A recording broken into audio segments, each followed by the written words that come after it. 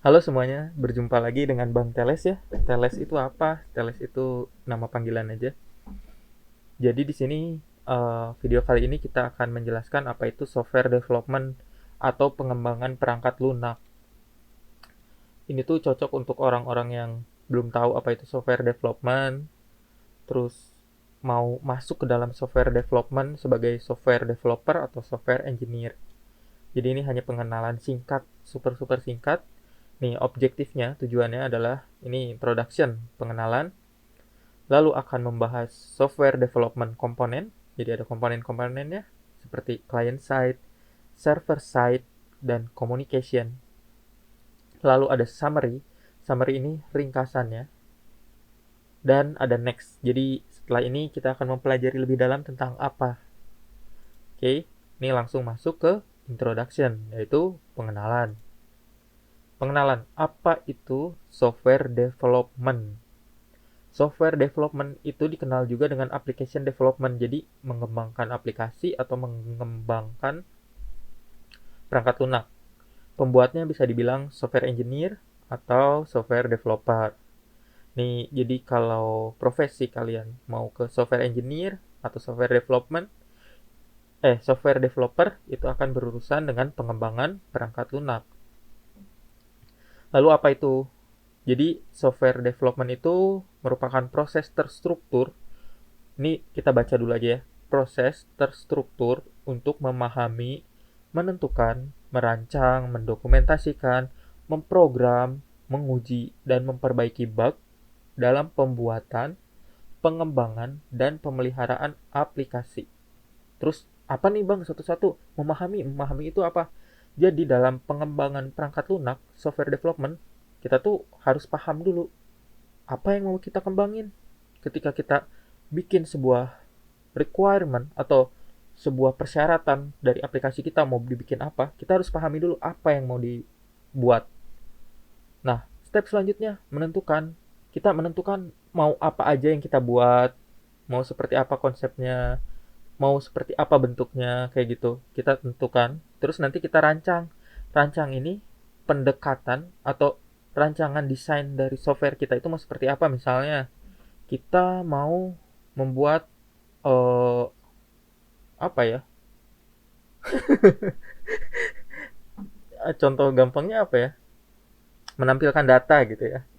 Nih rancang nih. Kalau menampilkan data tuh butuh apa aja? Pasti butuh user interface antar muka ya. Terus antar muka untuk menampilkan datanya kan. Terus kita butuh apa lagi? Kita butuh kodenya untuk mengambil data dari database. Nah, gitu kan itu merancangnya. Jadi ada apa aja sih sistem yang ada di dalam aplikasi kita nantinya. Jadi kita merancang. Udah gitu kita mendokumentasikan. Otomatis di sini dokumentasi ini terlalu general ya. Karena akan mendokumentasikan proses perancangan, terus dokumentasi juga pas proses requirement, ada juga dokumentasinya kan.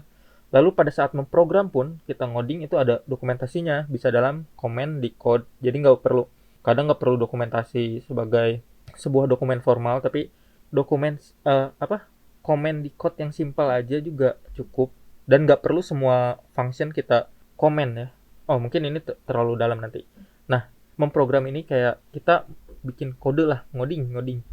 Nah ini ngodingnya tuh di memprogram. Jadi kita tuh nggak langsung ngoding. Sebagai software engineer tuh nggak langsung ngoding. Kita tuh harus memahami dulu, terus menentukan, terus merancang, lalu ngoding. Setelah ngoding, apa nih? Udah beres kan? Udah jadi tuh codingannya. Kita harus mengujinya bisa banyak hal.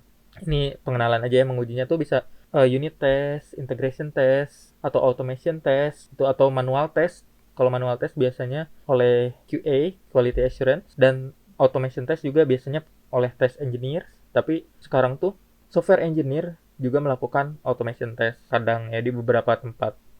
Dan setelah itu memperbaiki bug otomatis ketika sudah berhasil dipublish ya kode kita harus memperbaiki bug jika ada. Nah, di sini ada proses pembuatan, pengembangan, dan pemeliharaan aplikasi. Pemeliharaan aplikasi itu ya kita pelihara lah, misalnya usernya makin banyak, terus performanya menurun, kan kita harus apa yang harus dilakukan. Pengembangan misalnya ada fitur baru, kita harus ngapain, itu masuk pengembangan.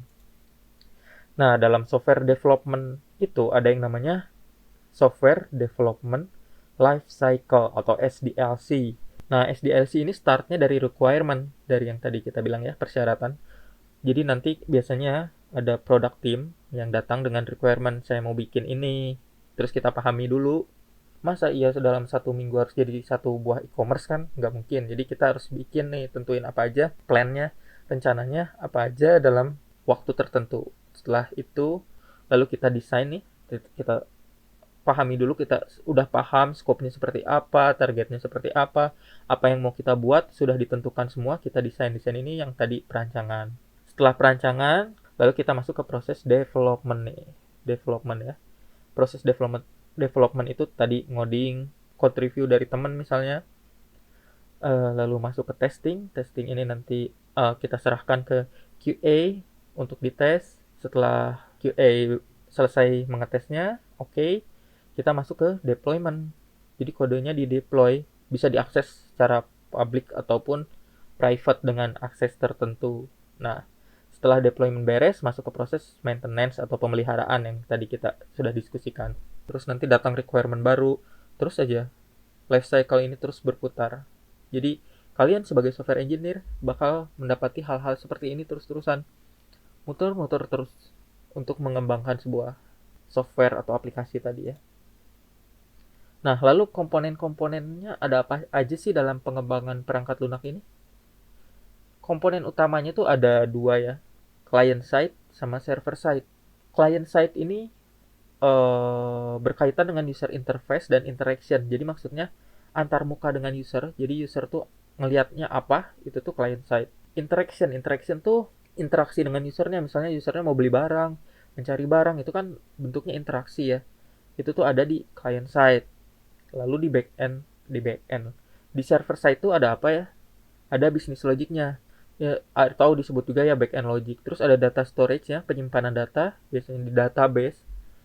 Dan ada server operation. Server operation ini macam-macam ya, misalnya gimana cara menangani request, gimana cara menangani error, gimana autorisasi dan autentikasinya. Jadi di sini ada server operation ya. Ini biasanya kita tidak tampilkan ke user.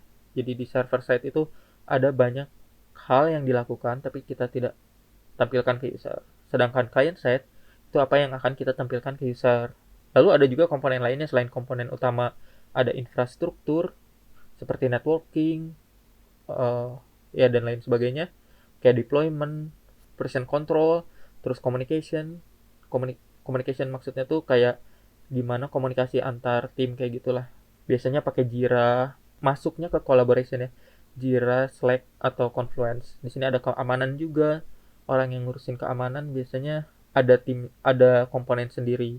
Terus lainnya ini misalnya analytic tools untuk keperluan analisa ya. Terus juga monitoring dan performance tools.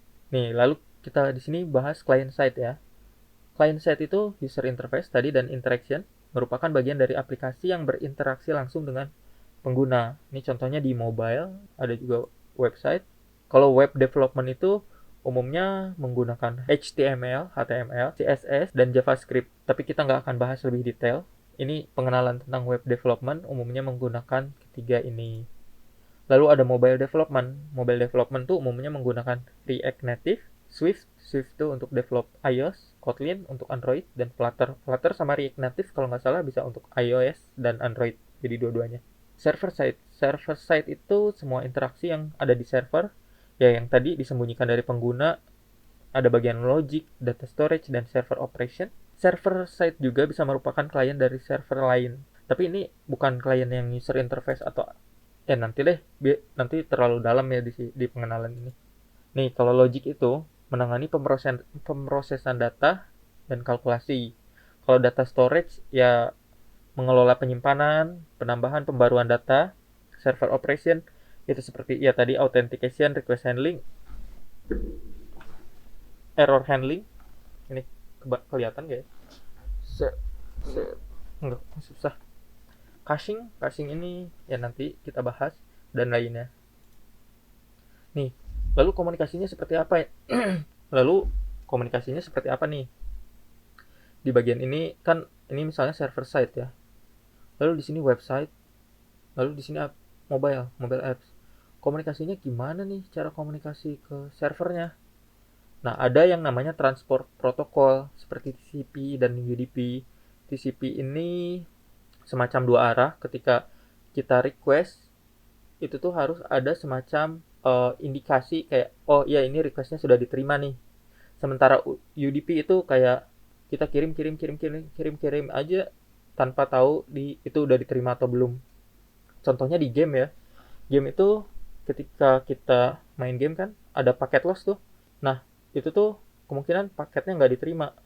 Terus ada application protocol seperti HTTP, WebSocket, dan RTP. Lalu ada API communication, ini REST API dan GraphQL. REST API ini ya based on HTTP. Oke, masuk ke ringkasannya. Ini kita sudah mengenal apa itu software development dan SDLC. Kita juga mengenal komponen pada software development, seperti client side, server side, dan sekilas tentang cara mereka berkomunikasi.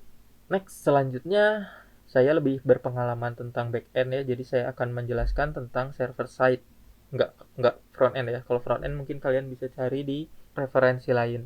Cukup sekian video kali ini, semoga kalian mendapat ilmu yang bermanfaat. Terima kasih telah menonton. Sampai jumpa di video selanjutnya.